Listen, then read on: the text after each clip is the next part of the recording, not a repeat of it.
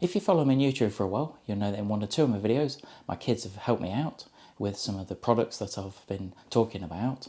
Now my eldest has just gone off to uni, and one thing he's asked for is a rice maker. Traditionally, there's been different ways of making rice with varying degrees of success. I suppose the standard way is just to get a pot of boiling water, pour the rice in, and then leave it until it's cooked. But you can find, especially if you leave it too long, it can be quite stodgy and can go really soft, and if you leave it too long, then it can go quite mushy. Another way, which has been quite a family favourite for a while, is Mexican rice, where I'll put it into a frying pan, put some tomato puree, put some different spices, and then put some chicken stock on top, and then just leave that to simmer, normally for around 20-25 minutes. And that is really nice. But what I want to do is I want to try and perfect a standard way of cooking, say, just basmati rice, and hopefully this is going to be the device that's going to help me. So let's get the rice maker unboxed. We've got some instructions on top to show us how to use the rice maker. We've got a little measuring jug, I suppose it is. We've got the bowl that it comes in, and at the bottom we've got the rice maker itself. So it's quite a compact unit. I'm quite glad that it's not too big. Last thing you want is another kitchen gadget taking up a lot of space in your cupboards or on your worktop, depending on where you're going to keep it. But there we go, so that's everything unpacked. I was just putting the box to one side and then realised you actually get this cheeky little rice spoon with it as well. Now, apart from it being a rice cooker, you can actually use it as a steamer as well, and that's what this part's for. So if you wanted to steam some vegetables, for example, which if you're only doing it for, I suppose, one or two people, this could be ideal for you, rather than having a huge steamer, because some of the steamers on the market, especially the 2 or 3 tier ones, can be quite big and cumbersome, especially if you're having to store them. So, and all you will do is you just put your vegetables on here, put some water at the bottom, place it on here, put the lid on, and then your vegetables will steam in not a lot of time. But for this video, I'm going to be concentrating on the rice side of it. So now it's time to test it out. So what I've done is I've just got a measure of basmati rice in here. So let's place that in there. And then put some water in as well.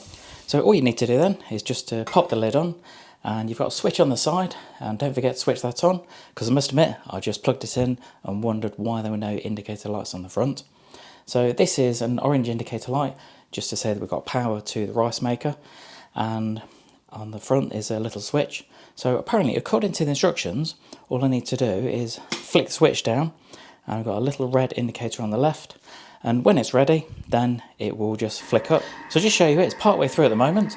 As you can see, the red light's still on the front, so it's still cooking away, and it's bubbling up quite nicely in there.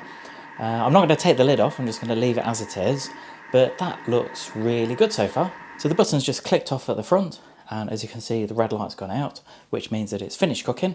Now, what I shouldn't do at the moment is to take the lid off. First of all, you'll have quite a lot of excess steam in there, so you don't want to hurt yourself. But also, within the instructions, it does say to leave this for about 10 minutes.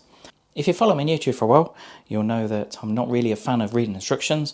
Normally I quite like to work it out for myself, but I think in this scenario it will hopefully pay off. But I suppose the proof will be in the pudding or the rice. But what I'm going to do is I'm just going to leave it for about another 9-10 minutes. So let's have a look. Just going to be careful when I take the lid off. As you can see, there's a lot of steam coming off there. Just pop that lid to one side, and it does say to just give it a mix. And I must say, I'm actually really impressed with the look of that. So I'm just going to pop a little bit into a bowl. I wouldn't have rice on its own normally, but nevertheless, I just want to try this to see how well it tastes. Now that is really good.